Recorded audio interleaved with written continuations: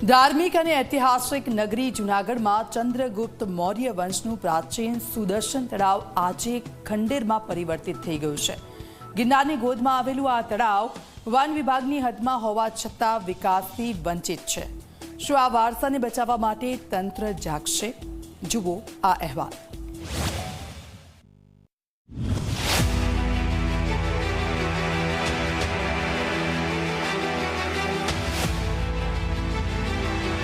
આ દ્રશ્યો છે જૂનાગઢના ભવનાથ વિસ્તારમાં આવેલા સુદર્શન તળાવના। ચંદ્રગુપ્ત મૌર્યના સમયમાં વિકસાવાયેલું આ ઐતિહાસિક તળાવ, જે ક્યારેક શહેરની શાન હતું, આજે બિસ્માર હાલતમાં જોવા મળી રહ્યું છે। ઝાડ ઝાંખર, તૂટેલા કિનારા અને વિકાસથી વંચિત તળાવ તંત્રની નિષ્ફળતાની સાક્ષી પૂરી રહ્યું છે।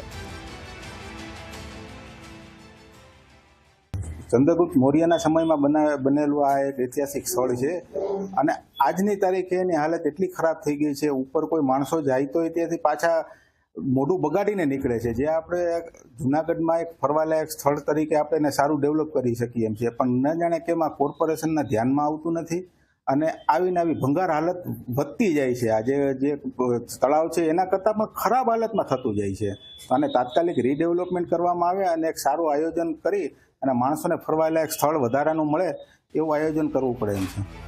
વન વિભાગની હદમાં આવતું હોવાથી આ ઐતિહાસિક વારસો વર્ષોથી સરકારી ફાઇલોમાં અટવાયો છે।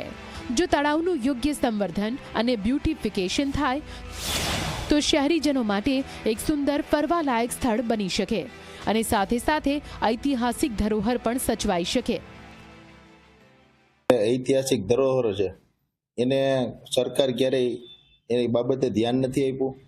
આપણે જોઈએ કે ગિરનારની જે રોપવેનું જે કામગીરી છે એ આપણે જોઈએ કે જો ત્યાં રોપવે એવડી બધી પ્રોજેક્ટ પૂર્ણ થઈ જતો હોય અને તમામ સુવિધાઓ મહાનગરપાલિકા કરતી હોય તો પછી યાર જે સુદર્શન તળાવમાં બાના મારવામાં આવે છે કે મહાનગરપાલિકામાં નથી આવતું કે ઓમાં નથી આવતું, એ પછીનો પ્રશ્ન છે। પરંતુ કેન્દ્ર, રાજ્ય અને જૂનાગઢ સુધી ભાજપની સરકાર છે તો એને કોઈ પણ વિભાગ છે એ બધા એની અંડરમાં છે। જો એને કામ કરવું હોય તો તાત્કાલિક તમામ કામગીરી થાય। ધાર્મિક દ્રષ્ટિએ પણ સુદર્શન તળાવનું અદકેરું મહત્વ છે। મહાશિવરાત્રિએ અહીંના તળાવનું પાણી શિવલિંગ પર ચઢાવવામાં આવે છે, એટલે સંતો અને શ્રદ્ધાળુઓ પણ તળાવના વિકાસની માંગ કરી રહ્યા છે કે મહાશિવરાત્રિનું જે પાણી છે, આ મહાશિવરાત્રિમાં જે શિવલિંગ છે અહીંયા ભવનાથ મહાદેવ, એ પેલા વસ્ત્રાપતેશ્વર છે, કારણ કે ભગવાને વસ્ત્ર ફેંક્યું હતું ને, એ વસ્ત્રાપતેશ્વર છે। એને સ્નાન કરાવવા માટે આ સુદર્શન તળાવમાંથી પાણી લઈ જતા હતા। સુદર્શન તળાવની કેવી હાલત છે અત્યારે? સુદર્શન તળાવની હાલત ખરાબ છે સાહેબ, એ ફોરેસ્ટમાં છે, કારણ કે ફોરેસ્ટની સાથે આપણે કઈ વાત ન થાય।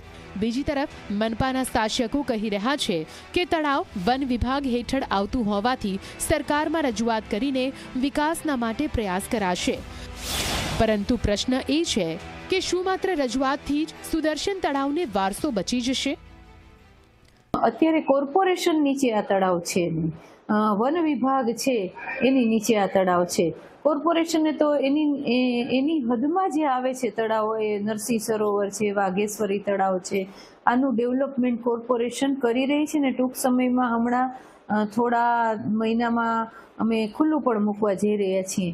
પણ આ સુદર્શન તળાવ એ વન વિભાગ પાસે છે અને ડેવલપ થવું જોઈએ હકીકત છે, એટલે અમે અમારે સંકલન અને અમે લોકો પાર્ટીના કાર્યકરો અમે આગળ ઉપર આ તળાવ ડેવલપ થાય એવી રજૂઆત પણ કરવાના છીએ। ઇતિહાસ, આસ્થા અને પર્યટન ત્રણેય દ્રષ્ટિએ મહત્વ ધરાવતું સુદર્શન તળાવ આજે તંત્રની બેદરકારીનો ભોગ બન્યું છે। હવે જો સમયસર પગલાં નહીં લેવાય તો ઐતિહાસિક ધરોહર માત્ર પુસ્તકોમાં જ સીમિત રહી જશે। અશોક બારોટ, ઝી મીડિયા, જૂનાગઢ।